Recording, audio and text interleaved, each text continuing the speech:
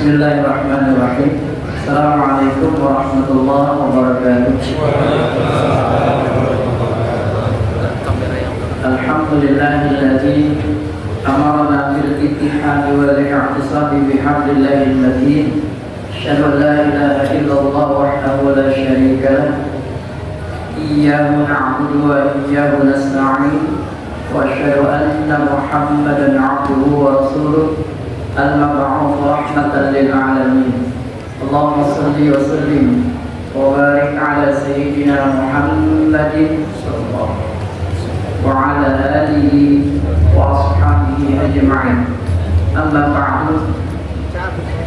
Hadirin jemaah salat Isya tarawih yang dirahmati Allah tabaraka wa taala.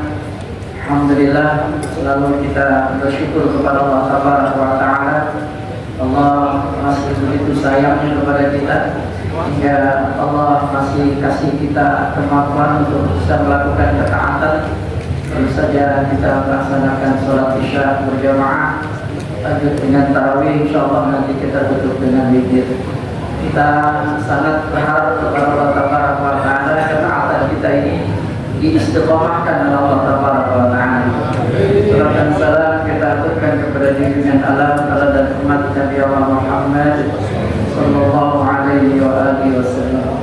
Bapak Ibu yang dirahmati Allah, ibadah puasa itu adalah salah satu ibadah yang membuat seorang hamba kedudukannya begitu dekat kepada Allah tabaraka wa taala. Karena dekat itulah sehingga Nabi kita Muhammad SAW dalam salah satu hadis dari sahabat Abdullah bin Umar radhiyallahu anhu, hadis ini diriwayatkan oleh Imam Abu Dawud At-Tayalisi. Rasulullah SAW bersabda, "Lis-sha'im inda iftarihi da'watun mustajabatun." Orang yang berpuasa ketika dia buka puasa, da'watun mustajabatun, doa mustajab. Tetapi banyak di antara kita pada saat kita buka puasa, ada berkumandang, lalu kita minum air misalnya, atau kita makan kurma misalnya, setelah itu kita membaca Allahumma lakal sumbu wa bika amantu wa ala rizqika afratu, atau dengan membaca dhahabat ghamam wa qadalatil uruq wa qabatal ajru, boleh silakan dua-duanya. Tapi ingat, ini cuma doa pembuka. Ini cuma doa pembuka. Harusnya setelah baca doa pembuka, jangan langsung perhatiannya ke makanan yang ada di meja. Lanjutin dengan doanya. Apa hajat kita? Apa keperluan kita? Kita lagi perlu apa? Lagi punya masalah apa? Mungkin masalah pekerjaan gak selesai. Mungkin belum punya pekerjaan, pengen dapat pekerjaan. Mungkin ada masalah dalam keluarga. Mungkin masalah apa dalam lingkungan dan lain sebagainya. Semua masalah-masalah itu adukan kepada Allah tabaraka wa taala pada saat kita buka puasa. Karena kata Nabi, pada saat kita buka puasa, da'watun mustajabatun. Mungkin orang tua kita pada saat ini yang ada di alam kubur, yang sudah almarhum, butuh doa pada saat kita buka puasa itu saja. Doakan anak-anak kita menjadi anak-anak yang soleh-solehah. Doakan pada saat kita buka puasa. Nabi menjamin doa pada saat kita buka puasa da'watun mustajabatun. Maka manfaatkan. Ramadan hanya tinggal beberapa hari lagi. Manfaatkan Bapak Ibu untuk banyakin doa pada saat kita buka puasa. Bahkan Nabi kita Muhammad SAW di dalam Musnad Imam Ahmad, dalam Sunan Tirmidzi, An-Nasa'i, Ibnu Majah, hadis ini dari sahabat Abu Hurairah radhiyallahu anhu. Kata Nabi kita Muhammad sallallahu alaihi wasallam, "Salasatun la turaddu da'watuhum." Ada tiga golongan orang, ada tiga orang yang doanya la turaddu, dan ditolak oleh Allah Taala. Naik ke langit dan Allah akan segera mengabulkan doa orang ini. Ba'dahin, kata Nabi. Siapa dia? Yang pertama, al-imamul adil, pemimpin yang adil. Mudah-mudahan kita dapat pemimpin yang adil. Yang kedua, was-sha'im hatta yuftir, orang yang berpuasa sampai dia buka puasa. Jadi sebenarnya pada saat kita berpuasa dari subuh sampai maghrib, dari subuh sampai maghrib itu waktu orang berpuasa itu kalau dia berdoa, kata Nabi, doanya nggak ditolak oleh Allah. Makanya pada saat kita puasa banyak yang tinggi, banyak yang doa. Dan yang ketiga, wada'watul mazlum, doanya orang yang teraniaya, yang zalim. Mudah-mudahan kita terhindar dari orang-orang, dari doanya orang-orang yang terzalim. Bapak Ibu yang dirahmati Allah, di sini tulisannya 15 menit, jadi jangan malam. Saya pengen tutup dengan hadis yang ketiga. Kata Nabi kita Muhammad SAW, ini hadis riwayat Imam Bukhari. Hadis ini juga dari sahabat Abu Hurairah radhiyallahu. Mudah-mudahan hadis ini, hadis yang ketiga ini memotivasi kita untuk mulai saat ini jangan pernah berhenti untuk berdoa. Bapak Ibu, semakin kita banyak doa, semakin Allah sayang sama kita. Beda kalau kita minta sama orang. Kalau kita minta sama orang sekali, kita minta masih oke. 2 kali, udah mulai. 3 kali, gerendengan.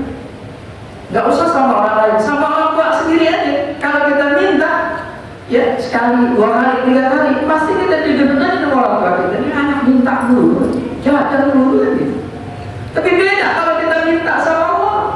Semakin kita minta sama Allah, semakin banyak kita minta terus, kita minta sama Allah, semakin Allah sayang sama kita. Tandanya kita benar-benar bergantung kepada Allah Tabaraka wa Ta'ala.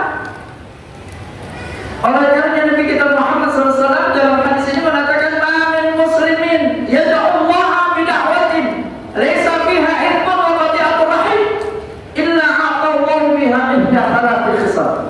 Tidaklah seorang muslim dia berdoa kepada Allah Tabaraka wa Ta'ala dengan doa laysa fiha ithmun, yang dalam doanya itu tidak mengandung maksud jahat, tidak mengandung maksud yang jelek, maksud yang tidak baik lah. Qati'atur rahim, juga tidak ada maksud dalam doanya itu untuk memutuskan tali silaturahim. Jadi ada 2 syaratnya kata Nabi.